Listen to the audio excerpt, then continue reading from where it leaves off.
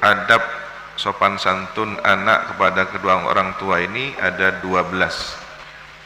Yang pertama, mendengarkan ucapannya. Andaikan dicerca, dimarahi, jangan direspon, jangan dibantah. Meskipun benar, lebih baik mengaku salah. Ini termasuk anak di hadapan orang tua. Wa yaqumu liqiyamihima. Yang kedua, melaksanakan atau membantu atau berdiri untuk menghormat ketika orang tua berdiri juga. Jadi berdiri liqiyamihima karena berdirinya kedua orang tua. Ketika orang tua berdiri, anak ikut berdiri untuk menghormat kedua orang tua. Sebagaimana murid ikut berdiri ketika guru berdiri, maka orang tua pun demikian. Yang ketiga, wa yamtathilu li amrihima, dan melaksanakan perintah keduanya. Apa yang diperintahkan oleh salah satu kedua orang tua kita atau dua-duanya, tentu dengan batasan-batasan yang dibolehkan oleh syariat, tidak maksiat kepada Allah. Yang keempat, wala yamshi amamahuma, tidak berjalan wala yamshi, dan tidak berjalan siapa al-walad amamahuma, di depan orang tua.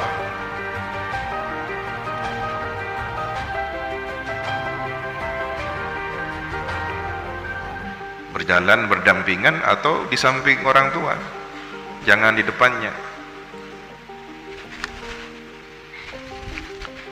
Ini secara umum, tetapi ketika ada bahaya, anak harus di depan.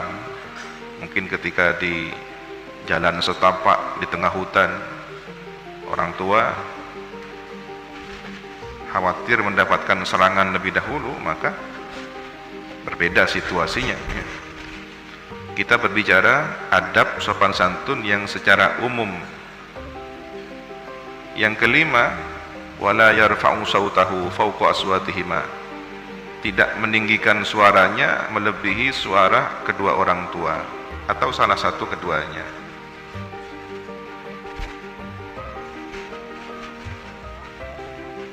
Bagaimana dengan yang meminta-minta sesuatu dengan cara berteriak pada orang tua, mengancam pada orang tua? Na'udzubillahi min dzalik. Saya kalau tidak diberikan HP, jangan harap saya pulang ke rumah. Ini apa? Ini akhlak yang tidak baik. Kemudian yang keenam, wa yulabbi da'watahuma, dan menyambut panggilan kedua orang tua. Misalkan kalau dalam bahasa Arab, labbaik, aku penuhi panggilanmu, maka orang yang berhaji ketika sampai di tanah suci Mekah, labbaik Allahumma labbaik, itu tutur bahasa yang santun, menyambut panggilan Allah Subhanahu wa taala.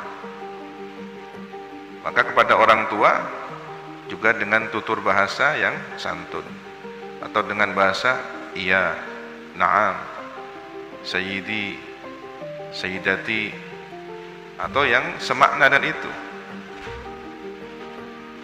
engki. Jangan pakai enjaiyah.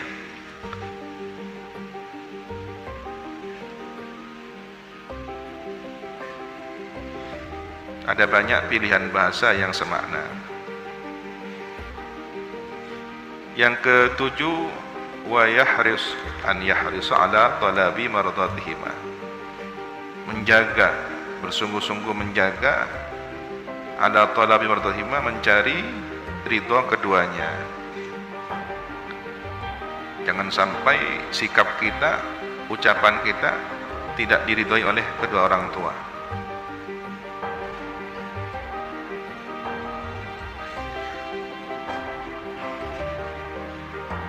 Walaupun sekali waktu terkesan apa yang diminta orang tua kita mungkin dalam tataran keilmuan boleh jadi adalah persoalan adab dan ilmu. Ya, pernah waktu saya ngaji mendapatkan penjelasan dari guru, Rasulullah jika makan duduknya seperti duduk cara makan para budak sahaya. Jadi kaki yang sebelah kanan itu ditegakkan, ya, kemudian yang sebelah kiri ya bersila, atau kita bertumpu kepada kaki sebelah kiri. Jadi duduknya bertumpu ke kaki sebelah kiri, kaki sebelah kanan ditopang, ditegakkan. Nah, etika orang Madura itu tidak sopan. Yang sopan justru bersila kan gitu. Begitu saya terbiasa mempraktekkan makan menurut sunnah Rasulullah, tapi kemudian Ummi, ya, ibunda saya itu menegur, sokonah, tak sopan. Jangan dibantah, ya sudah kita ubah. Jangan kemudian ini sunnah Rasulullah, Ummi, jangan begitu. Sok pintar, sudah diam, kita yang harus mengalah.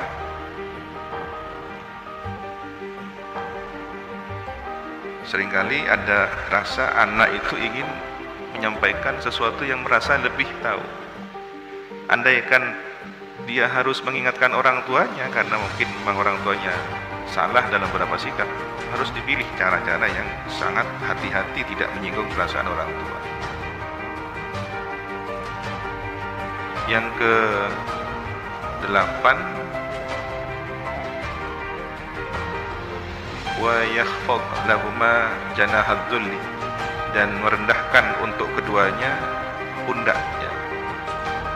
Ini disebut janahad dhulli, seperti sayapnya burung, ya, direndahkan, ngendep. Ini kinayah yang menggambarkan ketawaduan. Tawadu, lemah lembut. Posisi anak berkhidmah kepada orang tua, melayani orang tua. Jika perlu, menyuap kedua orang tuanya dengan tangannya sendiri ketika orang tua sudah lemah, mendahulukan orang tua dibanding dirinya sendiri. Yang ke-9, wala yamannu alaihima bil birri lahuma,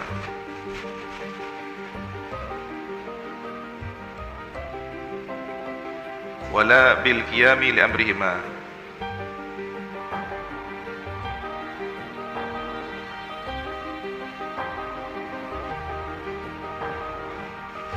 jangan mengundit-undit atas kedua orang tua dengan kebaikan kepada keduanya, dan jangan mengundit-undit dengan menjelaskan telah bil qiyam li amrihima, telah melaksanakan kepada perintah kedua orang tua. Saya kan sudah memberi bantuan kepada bapak sama ibu, saya kan sudah ngasih ini, saya kan sudah bantu ini. Jangan. Jasa orang tua tidak bisa diukur, tidak bisa dilunasi. Andaikan nyawa taruhannya, anak tetap tidak akan lunas membayar hutang pada orang tua. Saya sudah ini, saya sudah itu. Ketika dimarahi oleh kedua orang tuanya, kamu dikasih tahu sudah ini belum dikerjakan, gimana kira-kira?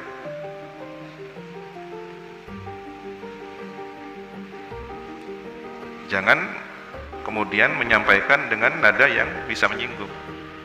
Andaikan harus menjelaskan sudah melaksanakan agar tidak disangka mengabaikan perintah orang tua, jelaskan dengan memelankan suara. Ampun lastare, sudah dilaksanakan. Kadang harus menunggu emosi orang tua. Ketika emosinya orang, "Mbak, ini Rasulullah tak anakku, biarkan marah dulu. Begitu sudah agak reda, yang perintahnya panjenengan ini sudah dilaksanakan, yang ini sudah disampaikan, ini sudah mata abad gelak, diam saja sudah, jangan yang mosok gelak, jangan gitu.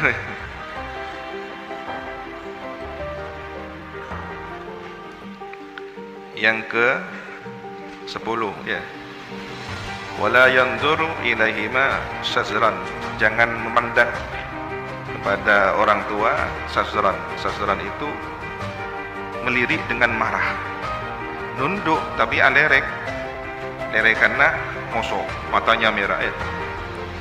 Mun kira yang tua nunduk cek ngabes kari tua nunduk tapi alerek dengan modah emosi ya. Subhanallah ya. Orang marah itu tandanya merah matanya, dan setan itu api, unsur api. Api itu identik dengan merah ya. Jadi kemarahan itu api. Jangan melirik dengan marah. Yang ke-11, wala yaqtub yuqattib, jangan menampilkan wajah bersungut-sungut, wajah suram, wajah tak sedap dipandang, abasa, wajah sedang marah, sedang tidak suka ya. Jangan memperlihatkan wajah marah fi wajhima, di hadapan wajah kedua orang tua.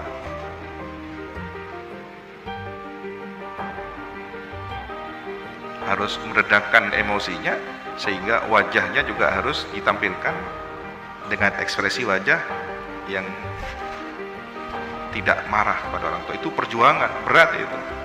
Bagaimana kadang-kadang kita mungkin sedang tidak sesuai dengan apa yang diinginkan orang tua, tapi wajah kita harus dengan kondisi tetap terlihat baik. Subhanallah, ini berat sekali. Yang ke-12, wala yusafir alla yusafira illa bi'idznihima, tidak bepergian kecuali seizin kedua orang tua, seperti berjihad, haji sunnah ya, ziarah nabi, ziarah wali. Kenapa santri tidak boleh langsung ziarah wali songo berangkat dari pondok santren ketika liburan? Ya karena masa liburan, masa ketika orang tua menunggu di rumah. Pulang dulu ke rumahnya. Kalau orang tua mengizinkan, silahkan berangkat dari rumah ya. Ini orang tua tidak tahu ya, kadang-kadang tidak diberitahu, kehilangan anaknya, yang lain sudah pada pulang ke rumah, anaknya malah wali songo. Walaupun ziarah wali, tapi kalau orang tuanya tidak ridho, apakah diterima ziarahnya? Begitu juga berdagang, anak yang bekerja berdagang tidak minta izin orang tuanya, apakah barokah? Kan gitu.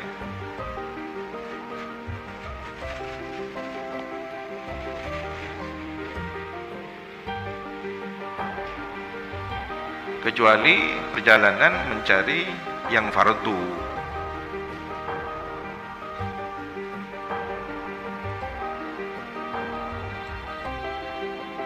Bagaimana jika kedua orang tuanya itu kafir? Maka adab sopan santun anak pada kedua orang tua yang kafir, suhbah, menemani keduanya dalam urusan-urusan perkara yang tidak berhubungan dengan akidah, dengan agama, selama kedua orang tua hidup ya. Santun, menanggung beban apa yang menjadi kebutuhan orang tua, memberi kecukupan ya, mencukupkan kebutuhan orang tua, kemudian menampilkan akhlak yang mulia, ekspresi wajah yang menyenangkan, bukan bermusuhan ya. Urusan beda agama, urusan akidah, tapi akhlak harus tetap ditampilkan. Beberapa sahabat ketika dulu di awal Islam banyak membuat luluh hati orang tuanya karena akhlak yang mulia. Begitu masuk Islam, meskipun beda agama, tapi berbakti pada kedua orang tua, sehingga orang tuanya lambat laun terenyuh masuk Islam. Beberapa peristiwa pengalaman mu'allaf yang kemudian orang tuanya menyusul juga begitu. Ada orang masuk Islam, orang tuanya kaget, terkejut, tapi lama-lama senang. Kenapa? Anak saya sudah tidak minum minuman khamr lagi, tidak berteriak lantang kepada saya. Setidaknya ada perubahan yang baik untuk orang tua. Itu yang dirasakan.